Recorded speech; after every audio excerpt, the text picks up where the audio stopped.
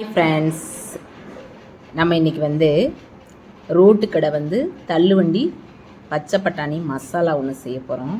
ரொம்ப டேஸ்டியாக இருக்கும். அது கடையில் எவ்வளோ வாங்கி கொடுத்தாலும் பசங்களுக்கு சாப்பிட்ணும், இன்னும் சாப்பிட்ணுன்னு ஆசையாக இருக்கும்.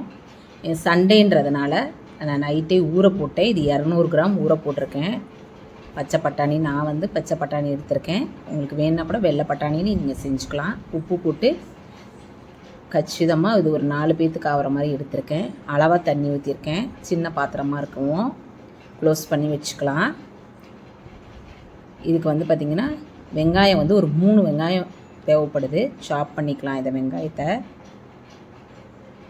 3 வெங்காயம் தேவையான அளவு போட்டுக்கலாம். நான் 3 வெங்காயம் எடுத்திருக்கேன். இதுக்கு பார்த்திங்கன்னா டேஸ்ட்டுக்கு முந்திரி பருப்பு ஊற போட்டிருக்கிறேன். முந்திரி பருப்பு ஊற போட்டு இது சைடில் அரைச்சி வச்சுக்கலாம். பட்டாணி அதுங்களையும் வெந்துருச்சு. நல்லா பட்டாணி வெந்துருச்சு. நம்ம இதில் ஆயில் போட்டிருக்கேன். அதே வேக வச்ச அந்த இதுலேயே குக்கர்லேயே ஆயில் போட்டேன். சாப் பண்ண வெங்காயம், இந்த சோம்பு இடித்து வச்சுக்கணும். தக்காளி 3 தக்காளியை பேஸ்ட் மாதிரி அரைச்சிக்கணும். இஞ்சி பூண்டு பேஸ்ட்டு. அதில் நம்ம ஆயில் போட்டோம். இதுக்கு பட்டை கிராம்பெலாம் தேவையில்லை. வெங்காயம் மட்டும் போட்டால் போதும். வெங்காயம் போட்டு சோம்பு போட்டால் போதும். அதுவே ரொம்ப டேஸ்டியாக இருக்கும். சோம்பு 1 ஸ்பூன் நல்லா இடிச்சுக்கணும். அப்படியே போடக்கூடாது. நைஸாக இடிச்சிடணும்.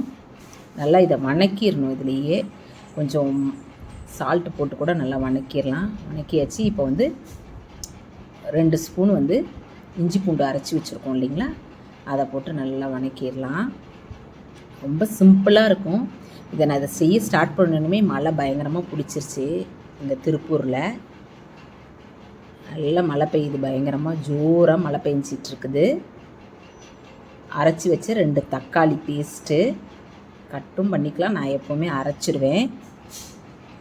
இது நான் வாரத்தில் 2 நாள் செஞ்சிடுவேன். இப்போ பார்த்திங்கன்னா ரெட் சில்லி, மஞ்சத்தூள், கரம் மசாலா, இன்னொன்று பார்த்திங்கன்னா சாட் மசாலா போட்டு நல்லா வணக்கிடலாம். இதை வணக்கிட்டு நம்ம வேக வச்சுருக்கோம் இல்லைங்களா பட்டாணி, இதை கிளறிலேயே நல்லா மணக்குது. அந்த மசாலா வாசனையெல்லாம் பார்த்திங்கன்னா நல்லா மணமாக இருக்குது. நல்லா வணக்கிட்டு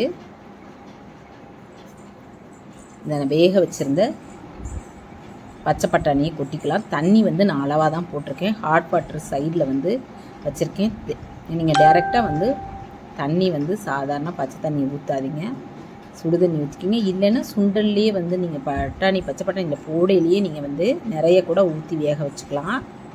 வேக வச்சுட்டு நான் கார்ன்ஃப்ளவர் மாவு சைடில் 2 ஸ்பூன் போட்டு கலக்கியிருக்கேன். ஊற்றிக்கலாம்.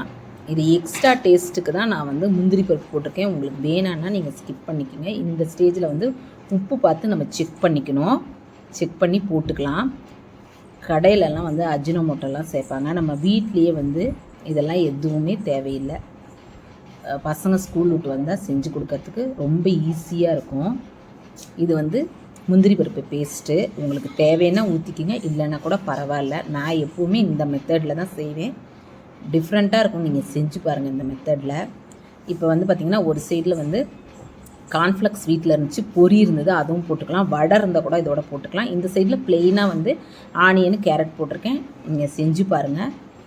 ரொம்ப டேஸ்டியாக இருக்குது. நம்ம சேனலை சப்ஸ்கிரைப் பண்ணிக்கோங்க. இது கிச்சனில் சைடில் நான் மழை பெஞ்சிட்ருக்கு காமிச்சிட்ருக்கேன். உங்களுக்கு ரொம்ப ஜோராக மழை பெஞ்சிட்ருக்கு. நம்ம சேனலை தொடர்ந்து பாருங்கள், சப்ஸ்கிரைப் பண்ணுங்கள்.